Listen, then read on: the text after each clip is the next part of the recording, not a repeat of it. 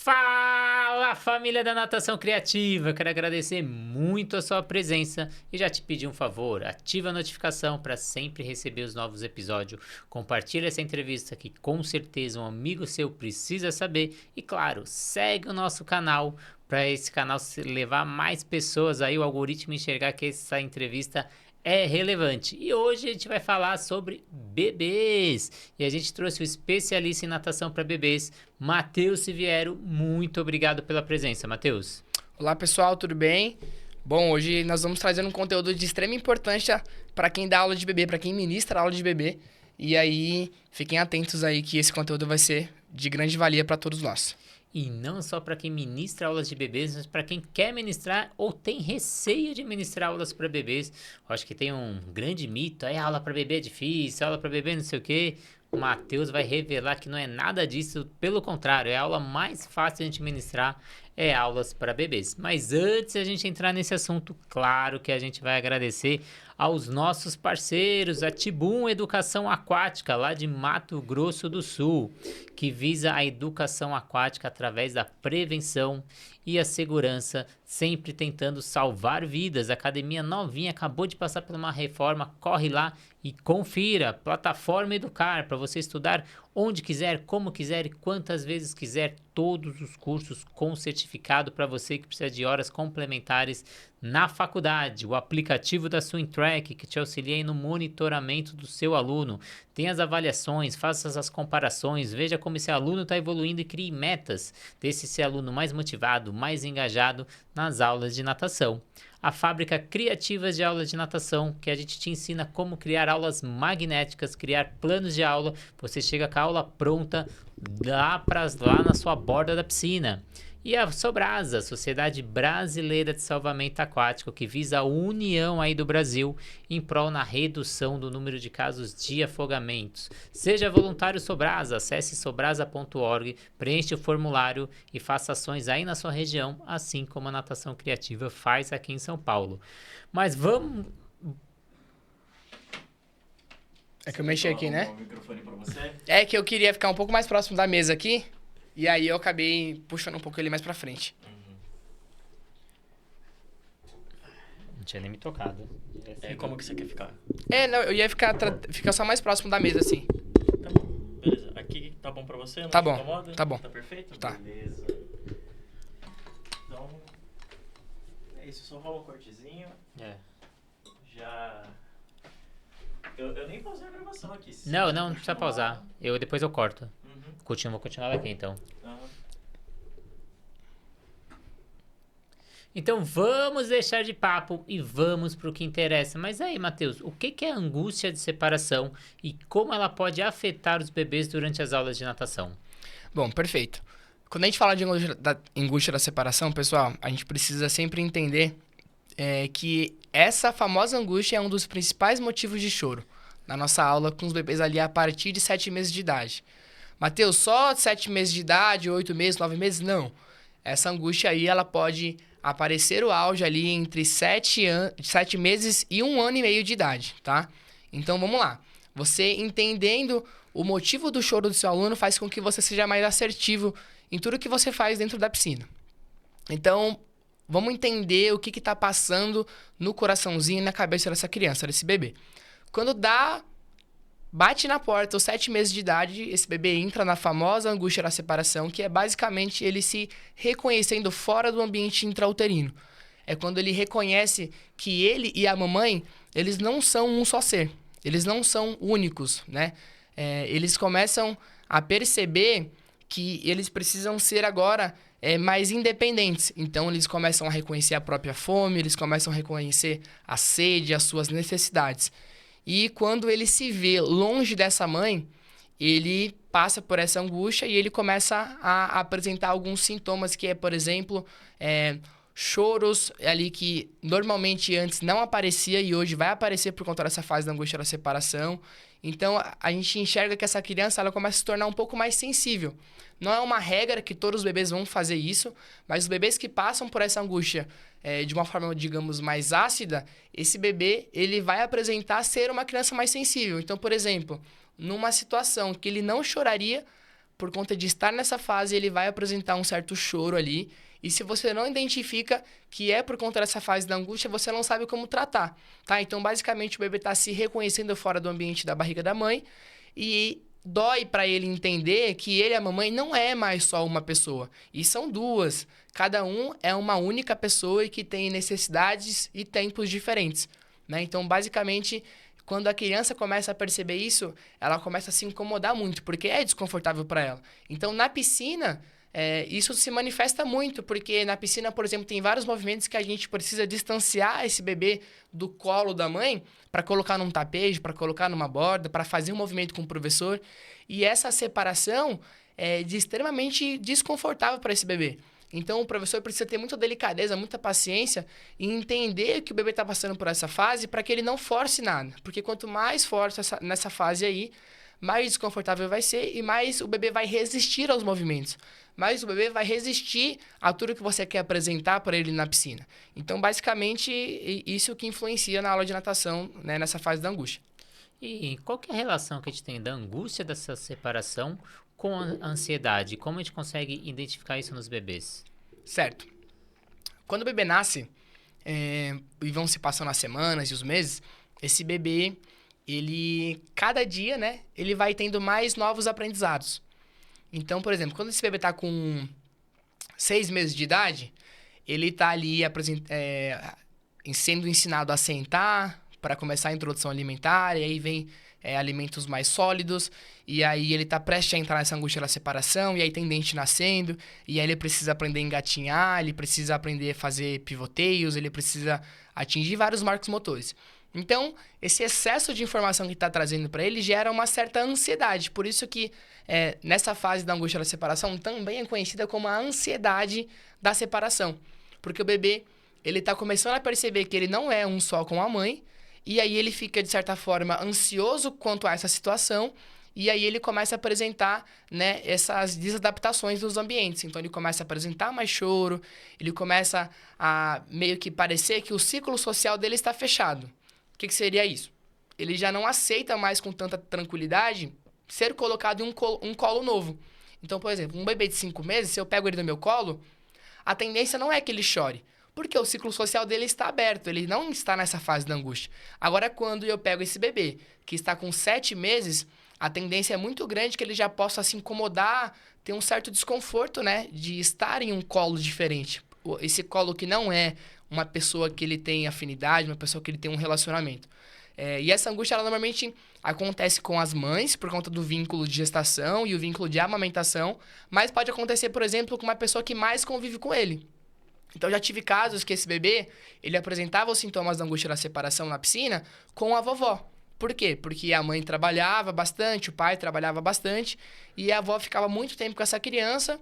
E aí, no caso, esse bebê, ele tinha dificuldade de sair, por exemplo, do colo da avó para a mãe, que tem um vínculo ainda maior, né? A mãe, mas por conta que ela criou esse vínculo com a vovó ali nessa fase da angústia, acaba que esse bebê, ele manifesta esses sintomas de ansiedade, que é se preocupar muito com o futuro. Então, o que o bebê sente nessa fase? O bebê sente que a mãe está indo embora, né? Normalmente a mãe, né? No caso, a pessoa que esse bebê tá com esse vínculo aí nessa fase da angústia, e não vai voltar mais. Então, por exemplo, quando um bebê de, 9 meses vai sair do colo da mamãe pro professor de natação na piscina e ele chora, por que ele chora com muito afinco, com muita dor, com lágrimas, às vezes até soluça? Porque ele tá sentindo que o professor vai pegar do colo da mãe e não vai voltar mais. Imagina você praticamente se despedir da sua mãe e tchau, mamãe, nunca mais volta. É uma dor muito grande.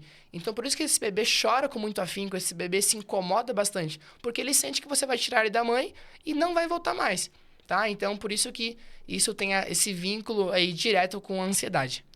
E você já começou, mas queria que você desse mais exemplos. Como ele se manifesta aí nas aulas de natação e quais estratégias que o professor pode executar? Perfeito. Então, virou a chavinha dos 7 meses, tá? Até 1 ano e meio de idade, esse bebê, ele pode apresentar esses sintomas de angústia da separação. Mateus, isso é uma doença? Isso é uma patologia? Isso é algo muito específico de cada bebê? Não, todos os bebês passam por essa fase e é muito importante para o seu desenvolvimento, tá? Porém, cada bebê vai apresentar essa fase de uma forma diferente. Uns bebês passam de forma mais tranquila, os bebês socializam muito bem, não se importa em qual colo que tá. Se pegar esse bebê e colocar num saco e levar embora, ele tá super tranquilo, não sabe nem o que tá acontecendo. E agora tem bebês que passam por essa fase de uma forma muito ácida. Então, o que acontece? Por exemplo, se a mãe tá em casa, sentou esse bebê no colo. Pode ser no colo.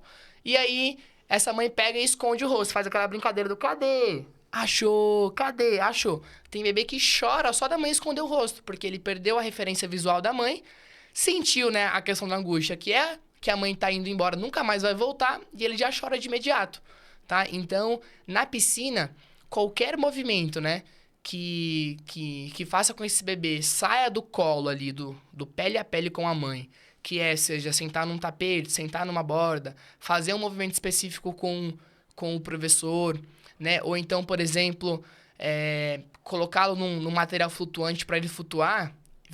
Se esse bebê estiver passando por essa fase e tiver bem ácido esse bebê, né, quanto a essa fase, vai ser extremamente desconfortável para essa criança. Ele não vai curtir, ele vai resistir, ele vai chorar bastante. E aí, a estratégia para você conseguir conquistar esse bebê é exatamente isso que eu falei, é conquistar. Você não pode chegar nesse bebê e já sentar na janela. Vou pegar no colo aqui, vou fazer um mergulho, vou fazer um movimento. Não, porque você precisa ter uma conquista, você precisa confiar, fazer esse bebê confiar em você.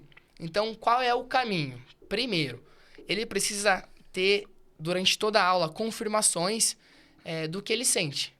Então, por exemplo, ele sente que a mãe vai embora e nunca mais vai voltar. Então, você precisa confirmar para ele o contrário. Você precisa confirmar para ele que a mãe sempre vai voltar. Então, talvez você, por exemplo, fazer movimentos com a mamãe e, mamãe, ó, faz o balanço aqui com ele, bem pertinho do seu corpo, talvez abraçado. E o próximo você vai segurar na mão, bem abraçadinho ainda. E o próximo você vai deixar mais um pouco distante do seu corpo.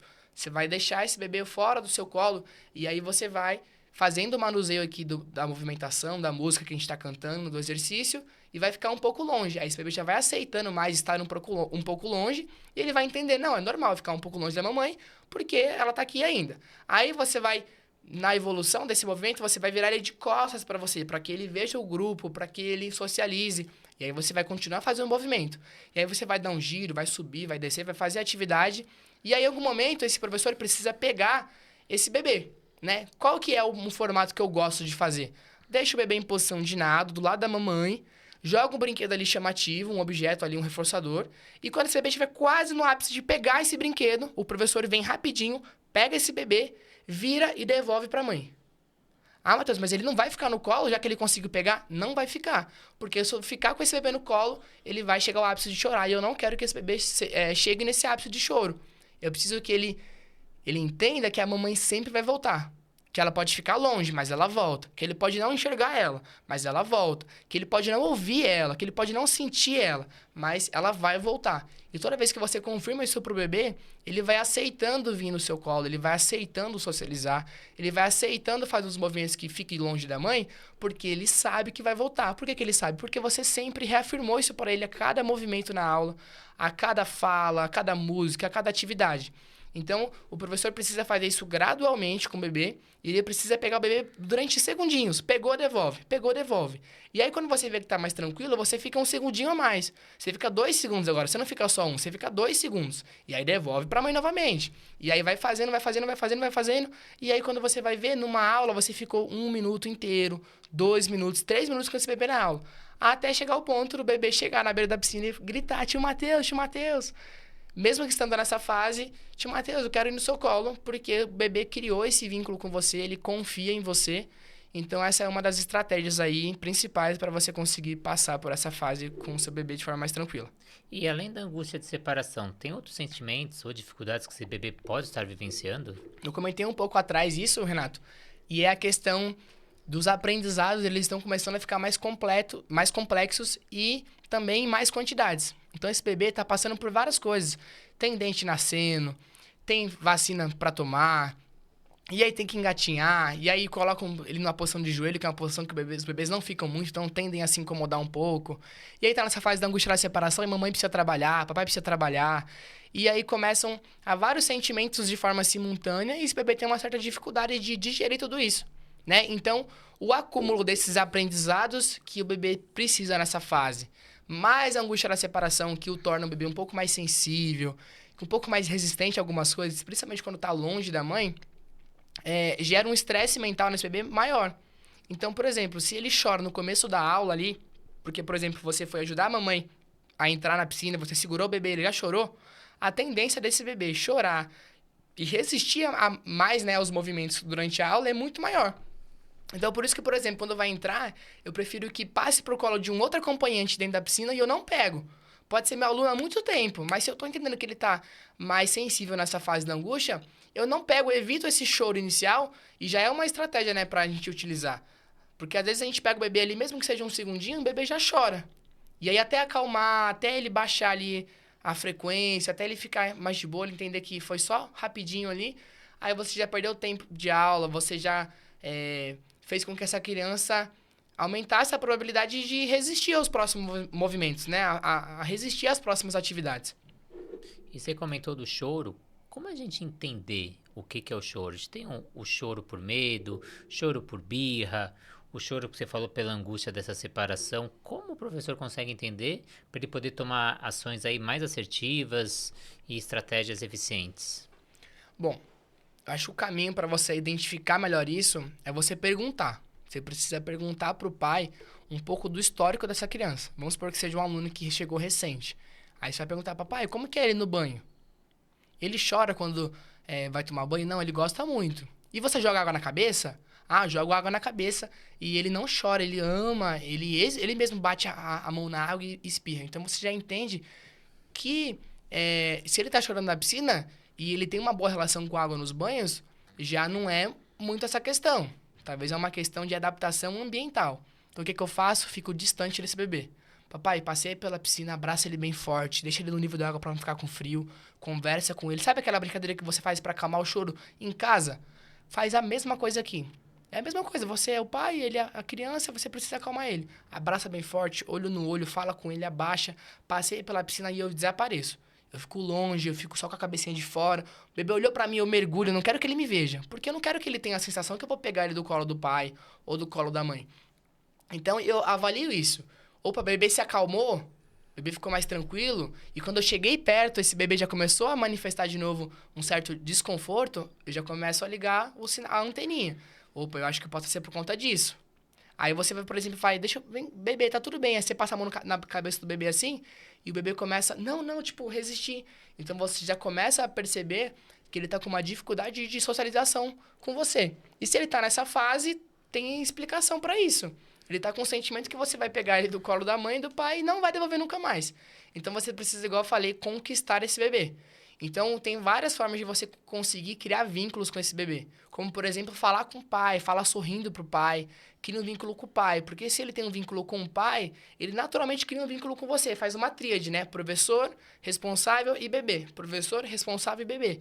Então, fala com o pai, sorri, toca na mão do pai, conversa com o pai. Se bobear, dá um abraço no pai. Às vezes a mamãe tá do lado de fora, vai lá e fala com a mamãe. Porque a criança vendo isso, ela vai começar a baixar a guarda pra você. Ela vai começar, pô, eu tenho medo desse cara aí, acho que ele vai me pegar, não gosto muito, tô num ambiente meio sinistro aqui, porque tem muita informação ao mesmo tempo. Mas, olha lá, ele tá falando com a minha mãe, deu um abraço no meu pai, eu acho que ele é legal, né? Eu posso, talvez, ficar um pouco mais tranquilo. Aí a criança, ao invés de ficar virando um rosto pra você, ela vai começar a olhar pra você. Ela vai ficar olhando, assim, sua barba, seu cabelo, ou a sua roupa que você tá, os seus gestos. Então, você vai criando um pouco mais de vínculo com essa criança. E aí, como você ajudar essas famílias a lidarem com essa fase da angústia, com essa fase do choro? Como você criar essa conexão professor-família? Certo. Primeiro eu explico para a família o que o bebê está passando, normalizar eles, deixar eles tranquilos. Papai, mamãe, isso acontece, isso é normal. Todos os bebês passam por isso. Alguns manifestam de uma forma e outros manifestam de outra forma. Isso é normal, ok? Então, tranquilizei o pai. E aí, agora eu vou te dar algumas dicas para que você consiga melhorar isso no dia a dia. Porque se está manifestando sinais da angústia na minha piscina, na minha sala de aula, vai manifestar também em outros ambientes. Então, o que você precisa fazer? Lembra que eu comentei que se você reforçar para esse bebê que você sempre vai voltar, ele vai ficar mais tranquilo? Então, sabe aquela famosa brincadeira do cadê mamãe, cadê papai? Achou. Você vai começar a fazer essas brincadeiras em casa e vai começar a intensificar. Então, por exemplo, cadê mamãe? Achou. Aí a criança dá risada. Aí você dá um passinho pra trás. Cadê mamãe? Achou. Aí a criança dá risada. Ó, Enzo, Valentina, eu vou ali pegar o celular da mamãe, tá bom? Espera aí. Pega o celular e volta. Você precisa voltar.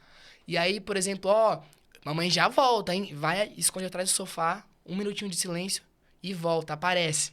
E aí você vai começar a aumentar a distância. Você vai começar a normalizar na cabeça do bebê que ele não ver a mamãe, ele não ouvir a mamãe, ele não conseguir ter ali um palpável a mamãe, é normal por alguns segundos, por alguns minutos. E você vai começar naturalmente aumentando isso, aumentando a intensidade desses estímulos. Você vai começando a socializar mais, né? Então, acontece o quê? O pai e a mãe, muitas vezes, são introvertidos. Então, eles já são seres que não socializam muito bem. Então, qual que é a tendência? É estar num lugar, é estar com o bebê no colo, ele não passar para ninguém. Então, isso vai só confirmar para a criança que ela tem que ficar só no colo do pai, só no colo da mãe. E aí, não socializa com outras pessoas. Então, é importante esse bebê ali, nessa fase, visitar outros colos. Às vezes não um colo de um estranho, mas um avô, um tio, um primo, o próprio professor de natação, né? Ele visitar ali uns colos diferentes vai fazer com que ele comece a reabrir esse ciclo social. Ele ficar menos resistente a receber novas pessoas no seu ecossistema ali, né? Ele dá a oportunidade para outras pessoas. Vai ter que haver uma conquista, vai ter que haver ali um trabalho assim, de pouquinho a pouquinho, né, conquistando essa criança, mas ele vai ceder em algum momento, ele vai conseguir fazer com que ele entenda, né, que é normal receber novas pessoas, a gente vai acontecer isso na nossa vida, e também fazendo todo esse ciclo, precisa ter paciência. Se a família não tiver paciência, fala assim, não, como assim ela tá chorando de sair do colo da mãe pro colo do pai? Eu sou o pai dela. Não, me dá ela aqui, chorando mesmo. Vai trabalhar, mamãe, pode ir que eu vou ficar com ela. Aí a criança chora e o que você reafirma pra ela? Mamãe não voltou. Porque a mãe foi trabalhar, carga horária de 6, 8 horas de trabalho, até mais. E aí, quando a mãe volta, a criança até chora quando ela vê a mãe. Quantas vezes crianças que estão na escola, 2 aninhos ali, 3 aninhos, quando ela vê a mamãe voltando, né, no final do expediente da escola, a criança dando a chorar. Por quê? Porque ela entrou chorando, e aí passou as horas, a criança foi parando de chorar, passou o tempo, ela parou de chorar, ela esqueceu que a mãe tinha ido embora, ou seja, internalizou aquilo, que a mamãe não voltou, aí quando a mãe volta, tipo assim, ele nem acredita e começa a chorar novamente. Porque quando a criança passou nessa fase da angústia, que é ali por volta de 1 ano e meio, se não passou bem, se não foi saudável essa passagem, esses sintomas vão permanecer com 2, com 3, com 4, até mais anos de idade. Então, por isso que nessa fase de 7 meses a 1 ano e meio, a família precisa entender o que é a angústia, a família precisa socializar com essa criança, abrir, né, esse leque social dessa criança, e também ela precisa ter aquelas brincadeiras, aquelas atividades que reafirmem o tempo inteiro que a mamãe, no caso, se for a pessoa que ela criou esse vínculo maior, vai sempre voltar. Você vai sempre ir contra o que ela está sentindo. Ela sente que você não vai voltar e você pega e reafirma, voltei. Ela sente que você não vai voltar, reafirma e voltei. Então, você começa a criar um padrão, né? Nessa criança ali, dela entender esse formato. E como a gente começou a nossa entrevista falando que a gente ia auxiliar os professores nas aulas de bebê, para quem está começando ou quer se aperfeiçoar, eu vou montar um planejamento para uma aula de bebê, montar as minhas aulas. O que eu devo focar ali? Segurança aquática, aprendizado dos nados, o que eu foco aí, Matheus? Bom, eu acho que você precisa entender qual é a faixa etária que você vai atender. Então, Matheus, eu vou atender crianças apenas de 1 ano. De 1 ano completo até antes de completar 2 anos. Aí você vai escolher uma escala, escolher uma teoria que você vai se basear. E aí nessa teoria vai estar lá descrito o que essa idade tem que aprender, quais são os marcos motores, quais são os aprendizados, o que essa idade tem que aprender. E aí você vai trazer as questões aquáticas, que é uma adaptação, que é ali uma boa relação com a água. Aí você vai trazer esses marcos motores que essas essas referências teóricas traz para você, e aí você vai começar a colocar os outros elementos que são são de extrema importância, que é uma ludicidade, que é você fazer uma atividade que cative esse aluno, e aí você começa a priorizar algumas coisas, alguns pilares na sua aula, e aí você vai começar a colocar na prática, né? A descrever. Mas, basicamente, o que eu aplico hoje é um tema da semana. Então, esse tema da semana normalmente diz respeito a uma data. Então, por exemplo, nós estamos no mês de novembro, mês nacional de segurança aquática. O que a gente precisa falar? Sobre segurança aquática. A gente precisa falar sobre prevenção ao afogamento. Então, tá aí, escolhemos um tema. Tema de prevenção aquática. O que eu vou falar? Vou falar para os pais sobre alguns índices de afogamentos, vou falar um pouco sobre graus de afogamento, que muitas pessoas nem sabem, né? A divisão dos graus, o que fazer em cada um deles. Vou falar, por exemplo, sobre a importância de usar colete salva-vidas quando for nadar, quando for, na verdade, fazer um passeio, né? Que tem alguma embarcação. E aí eu vou colocar, um bebê de 1 ano, ele precisa aprender, por exemplo, a marcha lateral com apoio. Aí eu vou colocar a marcha lateral com apoio. Habilidade aquática, mergulho com descontração ocular. Aí eu pego, junto essa tríade de tema da semana, de habilidade geral, habilidade aquática, e aplico no meu dia. Virou a semana, um novo tema, uma nova habilidade geral, uma nova habilidade aquática. E aí vai seguindo. Aí dá pra fazer milhões de planos de aula. Sensacionais, né? O protocolo que você utiliza é a escala motora de Alberta, né? Para quem tá curioso aí do outro lado. Sim. E finalizando, como a gente começou, porque a aula de bebê não é tão difícil assim, podemos dizer que é uma das mais fáceis. É uma das mais fáceis, cara. Só precisa entender o bebê. Um dos principais medos de um professor de natação quando tá começando é o bebê chorar, né? Porque um bebê chora, e aí o outro tem um choro solidário e começa a chorar junto. E aí vai fazendo um coro de choro. O professor não sabe por que esse bebê tá chorando, porque não estudou sobre bebê, não estudou sobre desenvolvimento infantil, não entende nada do que tá fazendo ali. E aí, o que ele vai ficar? Vai ficar nervoso, vai querer jogar música, vai querer jogar mergulho, vai querer jogar atividades. E aí, não vai conseguir acalmar esse bebê. Aí, esse pai vai sair da aula frustrado, pai vai sair falando mal, não vai querer voltar. E aí, tudo porque esse professor, essa academia, talvez, né, não enfatiza esses aprendizados e não entende sobre o bebê.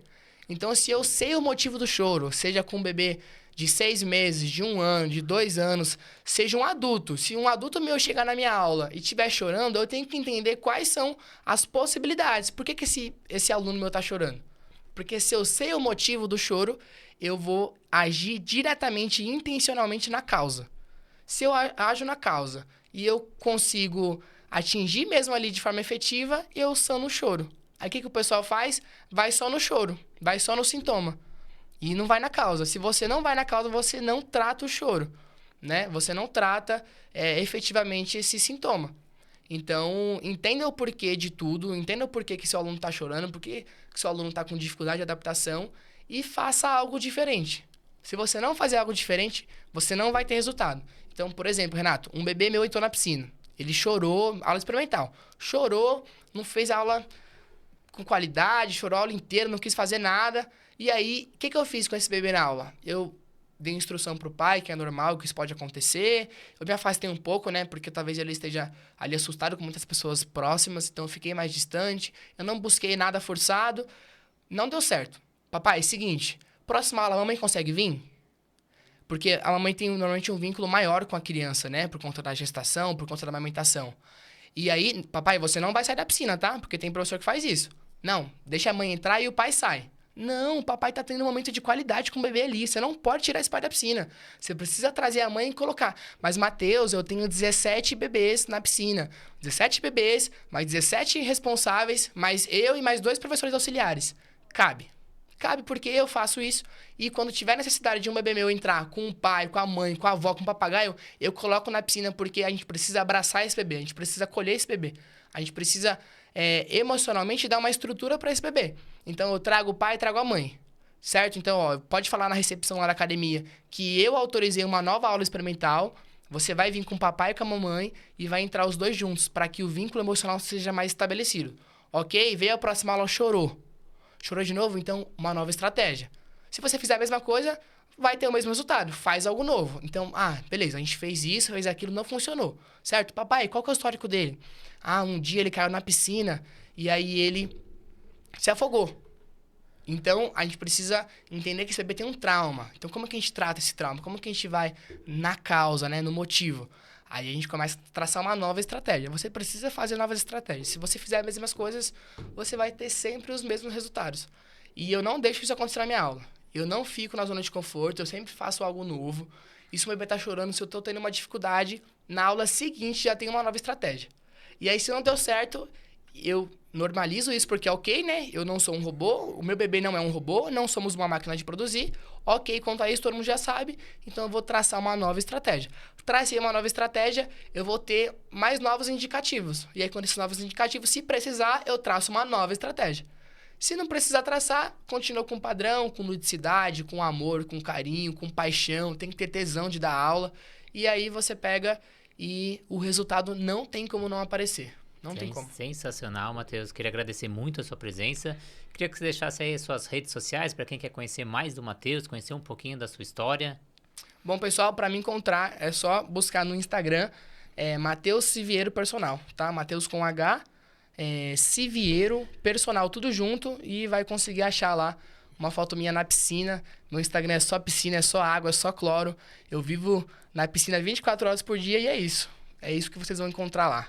Então, eu queria agradecer muito, Matheus, agradecer vocês aí do outro lado e, claro, agradecer os nossos parceiros. A Tibum Educação Aquática, lá do Mato Grosso do Sul.